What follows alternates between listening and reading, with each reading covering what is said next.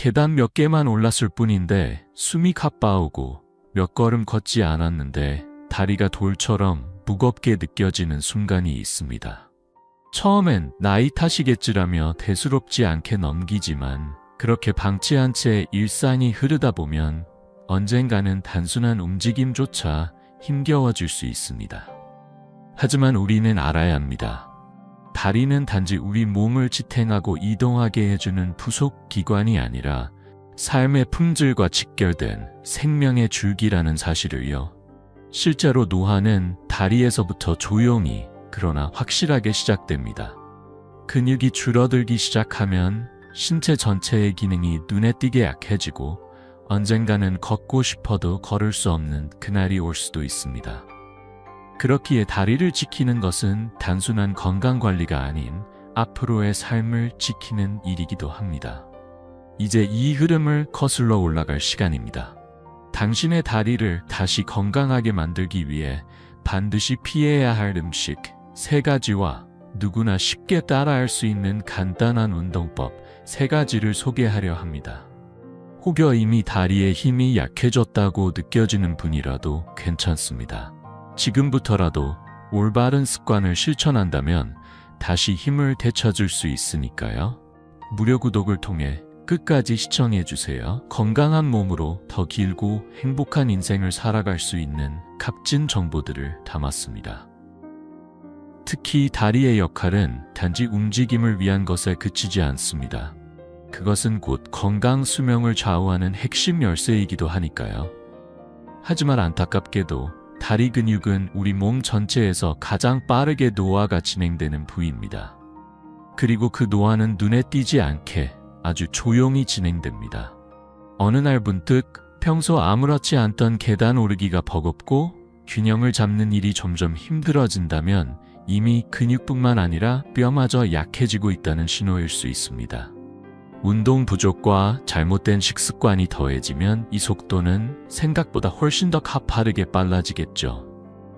그러니 우리는 우선 음식부터 점검해야 합니다. 놀랍게도 매일 아무 생각 없이 먹고 있는 식단 속에 다리의 노화를 부추기는 위험한 요소들이 숨어 있습니다. 운동을 아무리 열심히 해도 이러한 음식들이 당신의 노력을 수포로 돌릴 수도 있습니다. 다리 기능을 급격히 약화시키는 첫 번째 음식은 바로 고기의 지방 부위입니다. 고급 소고기의 마블링, 삼겹살의 고소한 풍미, 분명 입안에서는 최고의 맛이겠지만 다리 건강에는 치명적인 독이 될 수 있습니다. 이와 관련해 가정의학과 전문의 김영훈 박사는 이렇게 말합니다. 제 진료실을 찾는 50대 이상 환자 중 상당수가 다리 통증과 근력 저하를 호소합니다.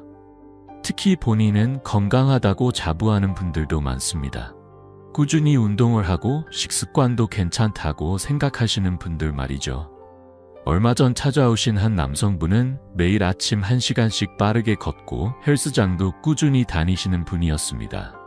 그런데 최근 다리가 자꾸 무겁고 발끝이 저리다는 증상을 호소하셨어요. 검진 결과 운동에는 문제가 없었지만 식습관이 문제였습니다. 고기의 풍미를 너무 좋아하셔서 매 끼니마다 지방이 많은 부위를 즐기셨던 거죠. 기름진 고기를 거의 매일 섭취하던 어느 날, 그는 문득 깨달았습니다. 아무리 땀 흘려 운동을 해도 몸이 가벼워지기는커녕 다리는 무거워졌고 관절 주변엔 설명할 수 없는 묵직한 통증이 자주 찾아왔죠. 겉으론 근육이 생기는 듯 했지만 속은 점점 무너지고 있던 겁니다. 원인은 바로 과도한 지방 섭취였습니다. 지방이 지나치게 많아지면 혈액은 점점 탁해지고 그 속을 흐르는 혈관은 기름때가 낀 듯 막히기 시작합니다. 쌓여가는 콜레스테롤은 혈관을 딱딱하게 만들고 심한 경우 부서지기 쉬운 상태로 변하게 합니다. 이로 인해 다리로 가는 혈류가 원활하지 않으면 평범했던 일상조차 고통으로 바뀔 수 있습니다. 걷기 힘들고 오래 서 있기도 괴로운 그런 시간이 다가오는 것이죠. 더 무서운 사실은 이러한 지방 과다 섭취가 뼈를 약화시킨다는 점입니다. 특히 노년기에는 한 번의 골절이 인생 전체를 바꾸어 놓을 수 있습니다. 넘어져 뼈가 부러지면 회복보다는 오랜 침대 생활로 이어지기 쉽습니다. 그로 인해 몸은 더 빠르게 약해지고 삶의 활력마저 잃게 되는 경우도 허다하죠. 그렇다면 우리는 고기를 어떻게 먹어야 할까요? 고기는 단백질의 훌륭한 공급원이며 근육과 뼈를 유지하는 데 반드시 필요한 식재료입니다. 중요한 건 어떤 부위를 어떤 방식으로 조리하고 먹느냐에 달려 있습니다. 첫 번째, 지방이 적은 부위를 고르세요.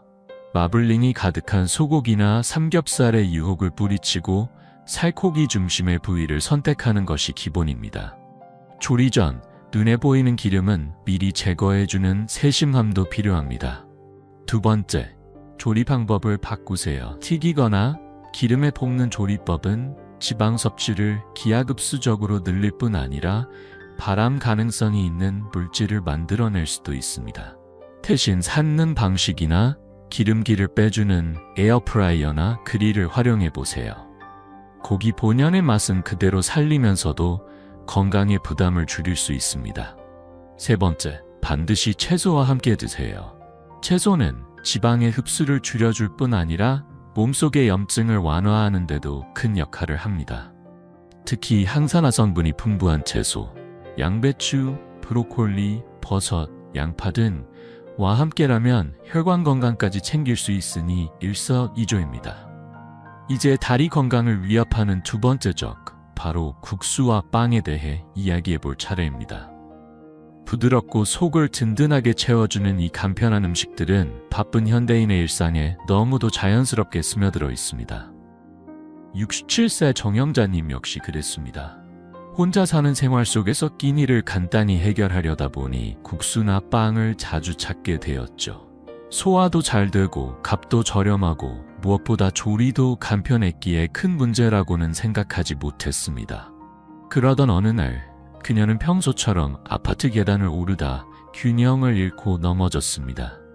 병원에서 진행한 검사 결과 뼈의 밀도가 또래 평균보다 무려 30%나 낮다는 충격적인 사실이 밝혀졌죠.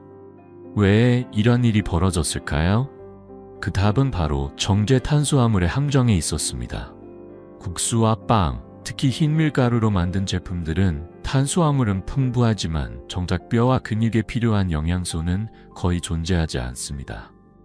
오랫동안 이러한 음식만 섭취하게 되면 근육이 줄고 뼈는 약해지며 결국 혈액순환에도 문제가 생기기 시작하죠.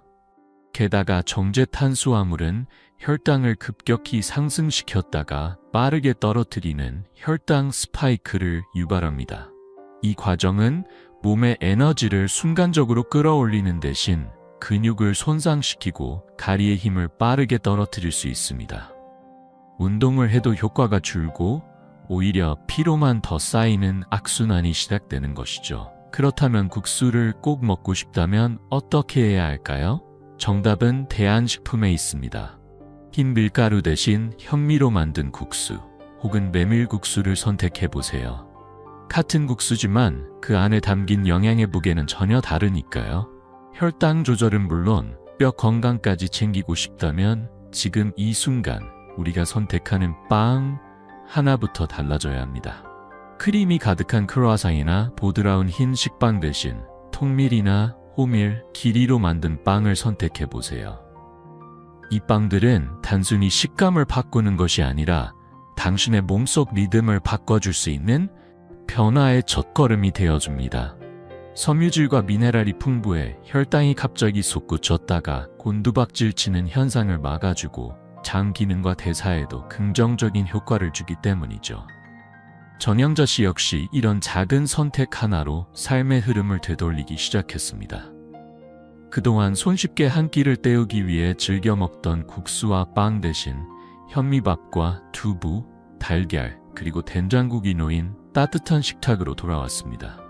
처음부터 모든 걸 끊어내려 하면 스트레스만 쌓일 것 같았어요.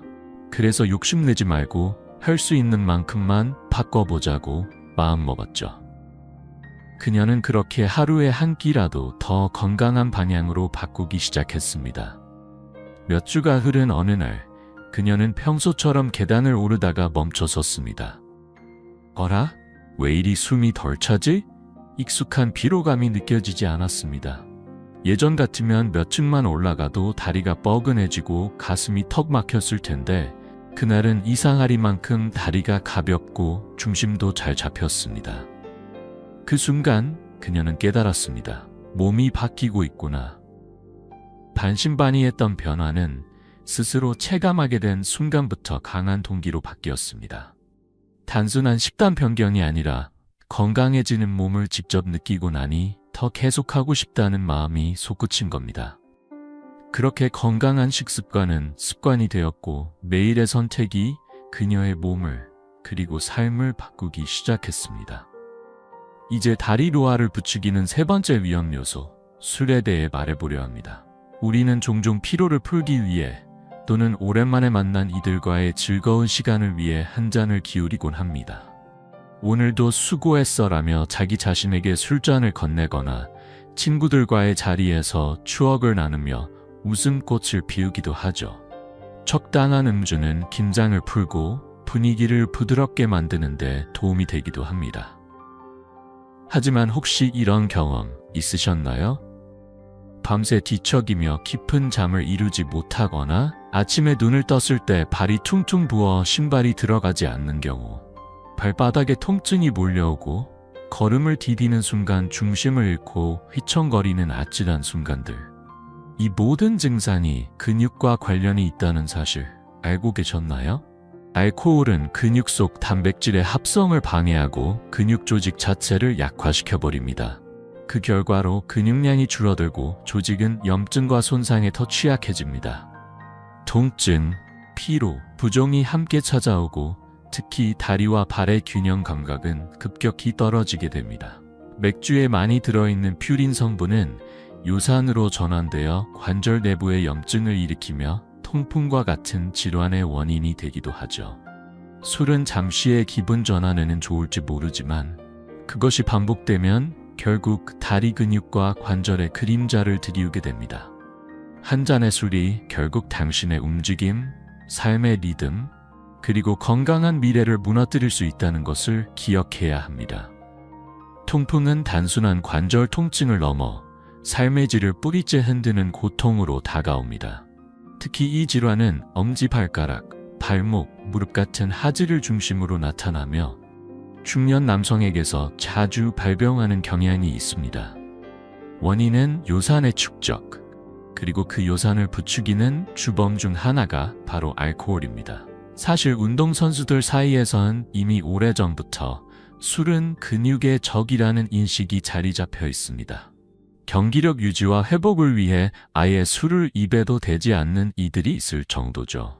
그만큼 알코올이 신체 회복과 근육 생성에 미치는 영향은 분명하고 또 위험합니다. 그렇다면 얼마나 마셔야 괜찮은 수준일까요? 세계보건기구의 권장 기준에 따르면 하루 알코올 섭취량은 10에서 20g 이내가 적당하다고 합니다. 이 양을 음료로 환산하면 소주 기준으로는 2~3잔, 맥주나 와인은 1잔 정도, 위스키는 2잔 이내가 알맞다고 볼 수 있죠. 특히 중요한 건 운동 직후에는 술을 피해야 한다는 사실입니다. 이때는 몸이 회복을 위한 상태에 놓여 있기 때문에 알코올이 개입되면 근육 회복이 지연되고 손상이 심화될 수 있습니다. 만약 부득이하게 술을 마셨다면 꼭 물도 함께 챙겨 마시세요. 술은 체내 수분을 빠르게 빼앗아가기 때문에 몸이 쉽게 탈수 상태에 빠집니다. 바로 그 탈수가 숙취, 두통, 무기력함의 근본 원인이 됩니다. 반면 물을 충분히 마셔주면 다음날 아침 몸 상태가 한결 가벼워질 수 있습니다. 또한 함께 먹는 안주도 신중하게 선택할 필요가 있습니다. 고기, 생선, 치즈 등 단백질이 풍부한 음식은 알코올로 인한 근손실을 어느 정도 완화해줍니다. 알코올이 단백질 합성을 방해한다는 점을 고려하면 단백질 섭취는 그 자체로 하나의 방어막이 될 수 있는 셈입니다. 그리고 무엇보다 중요한 건 취침 전 음주를 피하는 것입니다. 적어도 잠들기 1~2시간 전에는 술잔을 내려놓는 습관이 필요합니다.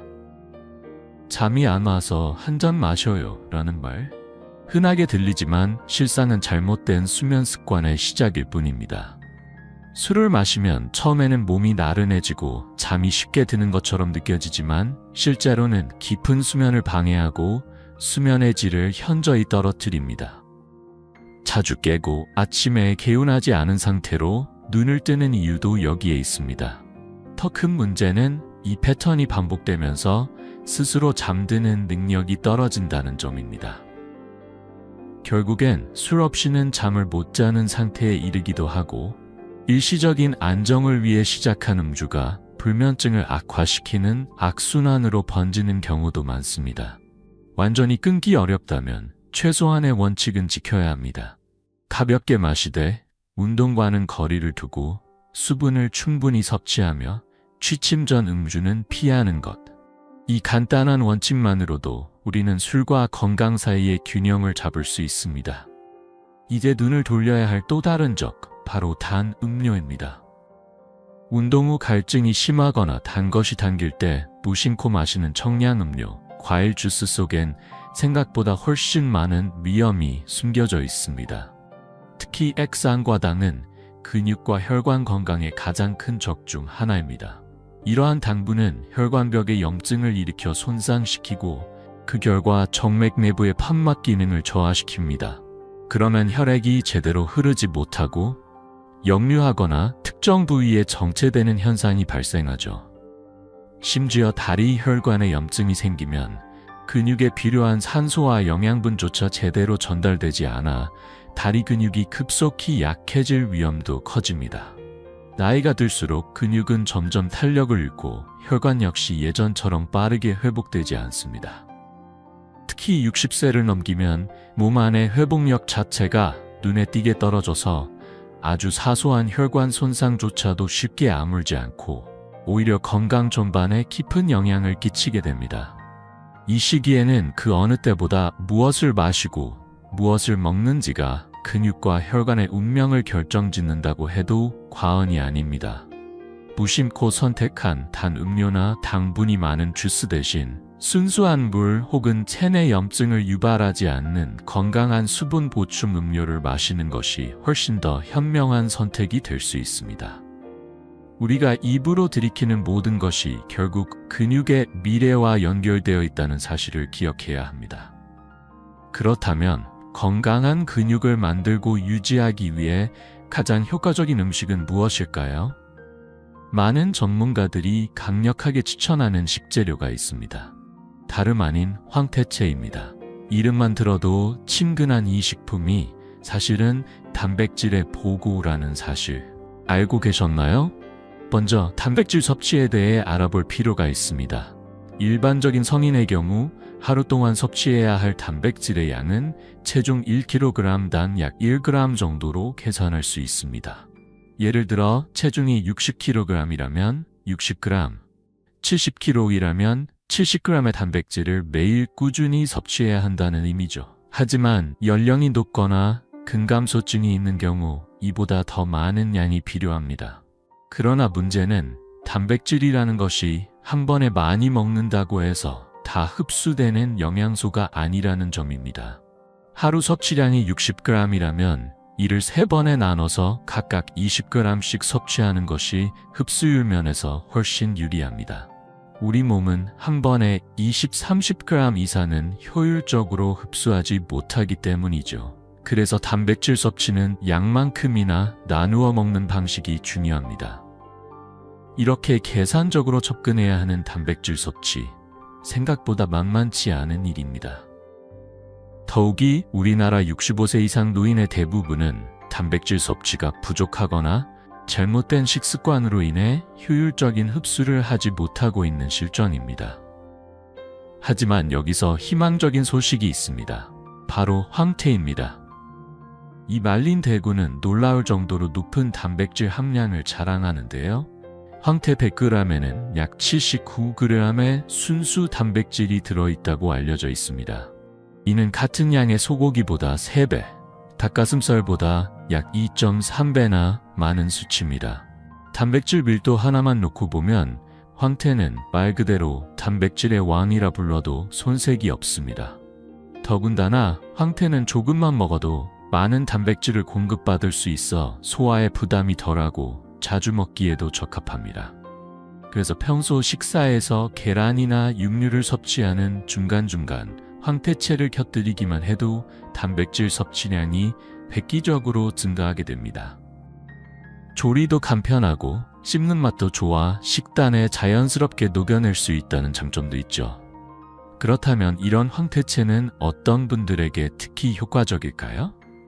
첫째, 소화력이 약해 육류 섭취가 어려운 분들에게 큰 도움이 됩니다. 소화기관이 약한 노년층이나 위장 질환을 겪고 있는 분들은 육류의 지방이나 단단한 조직을 소화하기 어려워 단백질 섭취에 늘 한계가 따릅니다.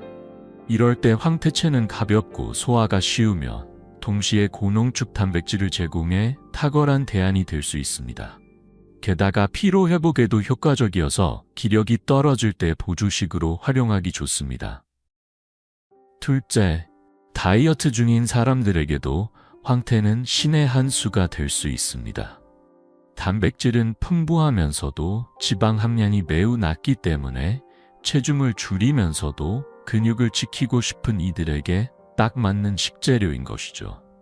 황태는 단순히 단백질이 풍부하다는 것만으로도 충분히 주목받을 만하지만 그 이상의 가치를 지니고 있습니다. 이 말린 생선 속에는 간을 보호해주는 아미노산이 다양하게 포함되어 있으며 각종 미네랄도 풍부해 체내 대사를 활발하게 만들어주는 역할을 독특히 해냅니다. 한마디로 몸속 활력을 깨우는 자연의 보약 같은 존재인 셈입니다. 우리 몸에서 가장 많은 근육이 모여있는 곳, 바로 다리입니다. 그러나 이 중요한 부위가 조금씩 약해지기 시작하면 단순한 불편함을 넘어서 일상의 구조 자체가 무너지기 시작하죠. 바닥에 떨어진 물건 하나를 줍는 일이 어느 날 문득 버겁게 느껴진 적 있으신가요? 예전 같았으면 아무렇지 않게 허리를 숙여 집었을 텐데 이제는 무릎을 굽히는 것조차 조심스럽고 다시 일어서는 일도 큰 결심이 필요한 일이 되어버립니다. 사람은 그런 변화가 오면 처음엔 이렇게 생각합니다. 그냥 몸이 좀 뻣뻣해졌나 보다. 하지만 그런 작고 무심한 변화가 사실은 다리 근력이 서서히 빠지고 있다는 경고일 수 있습니다. 어느 순간부터 움직임이 줄어들고 귀찮다는 말이 입에 붙기 시작합니다. 반찬 하나를 더 가지러 가는 일도 그냥 이걸로 먹자 하며 포기하게 되고 가까운 슈퍼도 걷기보다 배달을 택하게 되죠. 집안일을 하다가도 쉽게 지쳐 자꾸 의자에 앉아 쉬는 시간이 늘어나기 시작합니다. 문제는 이렇게 활동이 줄어들면 근육도 더 빨리 소멸된다는 데 있습니다. 근육이 줄어드니 다시 움직이기 싫고 그로 인해 더 약해지는 악순환이 반복되는 것이죠. 그러다 보면 결국은 혼자서 사는 일조차 어려워지는 날이 찾아오게 됩니다. 실제로 다리 근력이 약한 고령자 중 80%가 5년 이내에 독립적인 생활을 유지하지 못하게 된다는 조사 결과도 있습니다. 단순히 걸음이 불편하다는 차원이 아니라 화장실을 가는 일, 옷을 입는 일조차 누군가의 도움 없이는 어려워진다는 뜻입니다.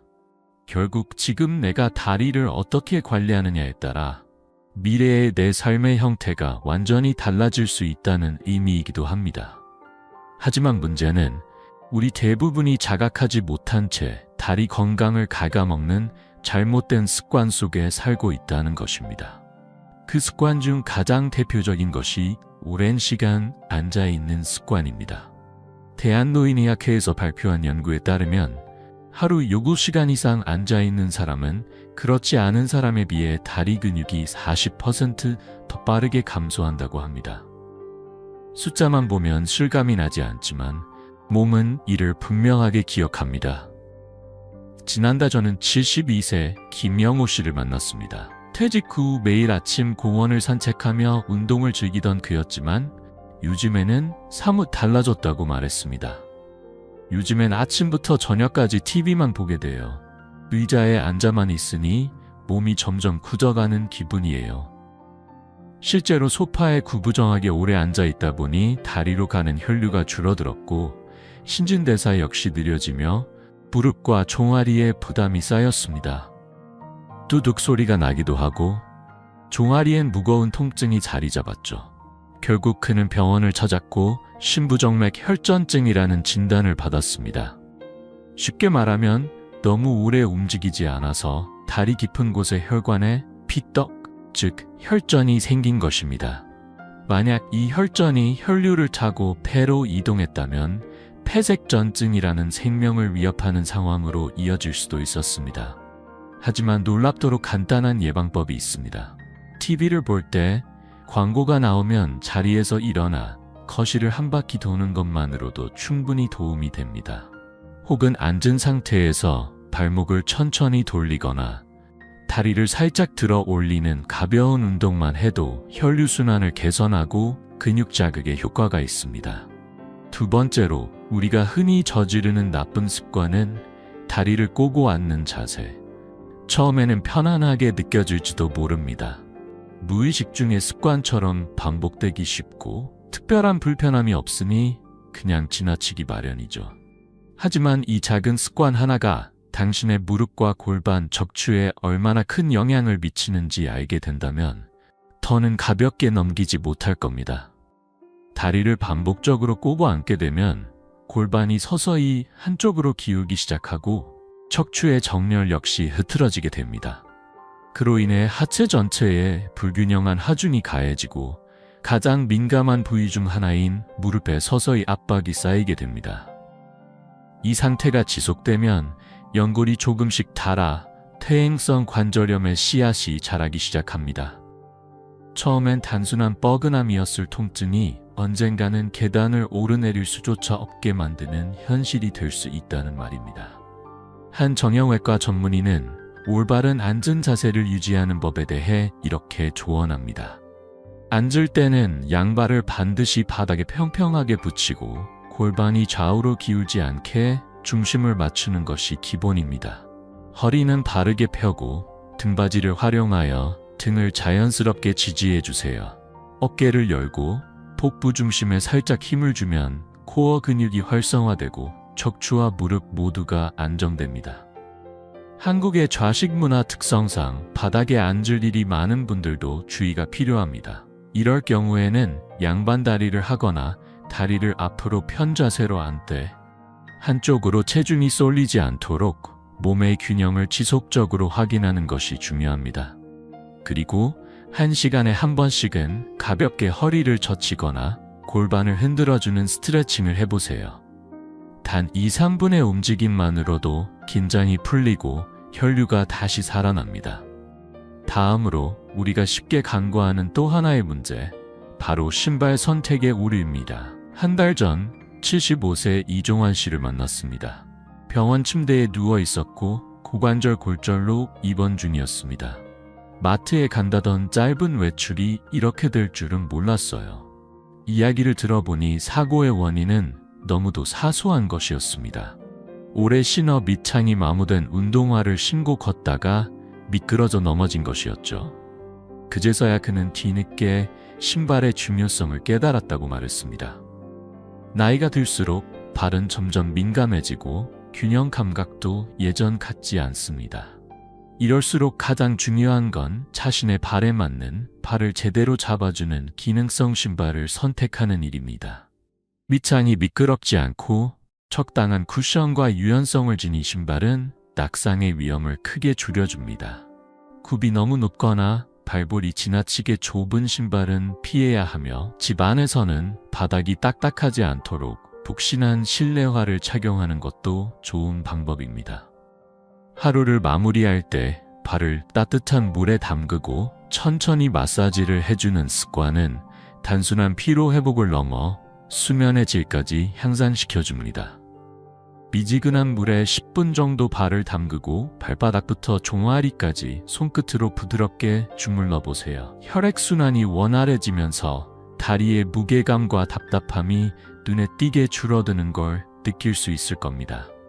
특히 발바닥이 자주 건조하거나 갈라지는 분들은 발을 닦은 뒤 보습 크림을 꼼꼼히 발라주는 것도 잊지 마세요. 혹시 아침에 일어났을 때 다리가 붓거나 무겁게 느껴지는 적 있으신가요? 이는 밤새 움직이지 않는 동안 혈액순환이 둔화되면서 다리 쪽으로 혈액이 정체되었기 때문입니다. 심장에서 가장 먼 위치에 있는 다리는 순환계에서 가장 부담이 큰 부위이기도 하죠. 이럴 때 효과적인 방법이 바로 종아리 마사지입니다. 아침에 눈을 뜬 후, 저녁에 잠자기 전 하루에 단 10분씩이라도 종아리를 마사지해 보세요. 혈류가 활발해지고 부종이 눈에 띄게 줄어드는 것을 경험할 수 있을 것입니다. 그리고 하루를 시작하는 순간 침대 위에서 할 수 있는 아주 간단한 동작 하나. 침대에 앉아 한쪽 다리를 들어 올린 뒤 발목을 시계 방향으로 천천히 돌려보세요. 이 짧은 움직임 하나가 하루 종일 가벼운 발걸음으로 이어지는 첫걸음이 될 수 있습니다. 발목을 한 방향으로 돌렸다면 이제는 반대쪽으로도 천천히 회전시켜 주세요. 마치 시계 바늘을 되감듯 부드럽게 조심스럽게. 이 간단한 동작 하나만으로도 발목 주변의 긴장이 풀리고 굳어있던 근육이 조금씩 이완되기 시작합니다. 혈액은 다시 원활히 흐르며 잠들어 있던 감각들이 깨어납니다. 이렇게 양쪽 발을 번갈아가며 풀어주면 하루 종일 쌓인 피로가 사르르 녹아내리듯 가벼워지는 것을 느낄 수 있을 겁니다. 이제 본격적으로 다리의 근육을 단련하기 위한 하체 강화 운동을 소개해드릴 차례입니다. 노년기에 찾아오는 근감소증은 누구에게나 나타날 수 있지만 그 진행을 막거나 되돌릴 수 있는 가장 효과적인 방법은 바로 근력 운동입니다.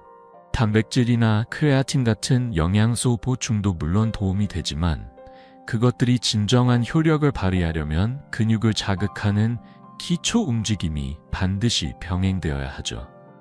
이때 가장 중요한 점은 운동은 통증이 생겼을 때만 하는 응급처방이 아니라 매일의 습관이 되어야 한다는 사실입니다.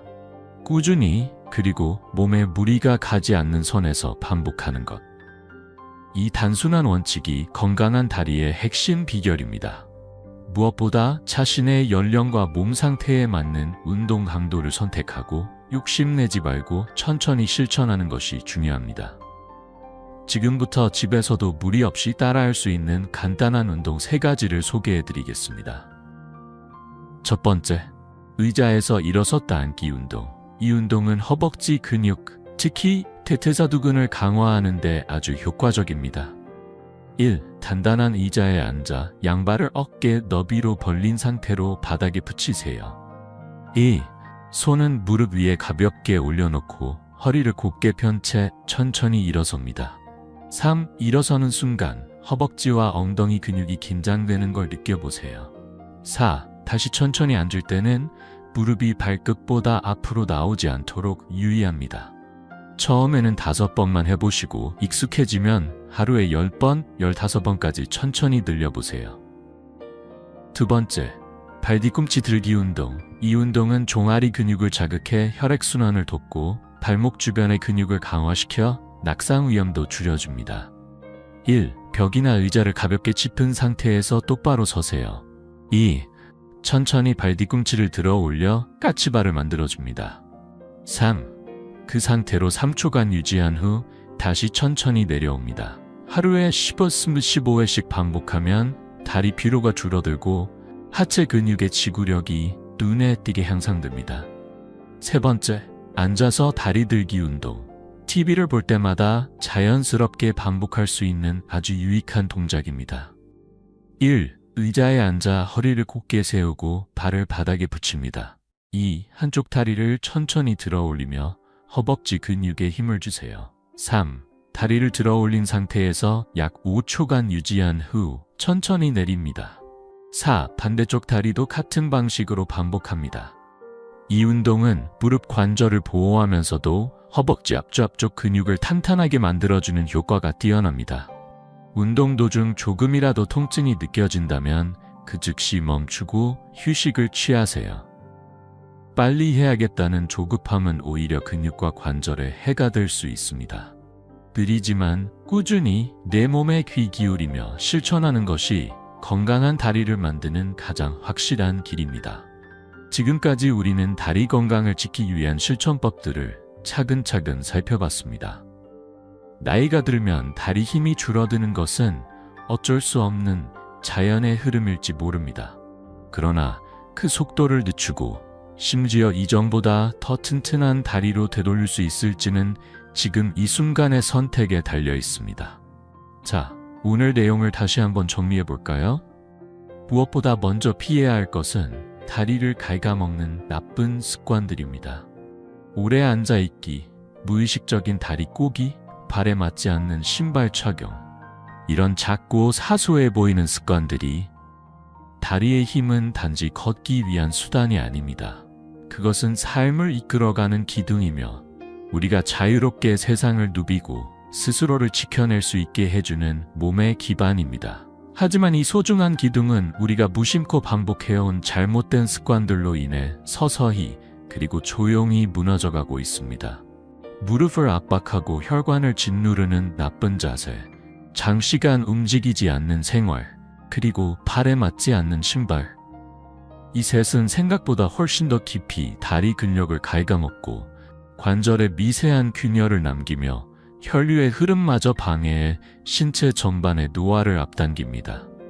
지금이라도 바로 잡아야 합니다.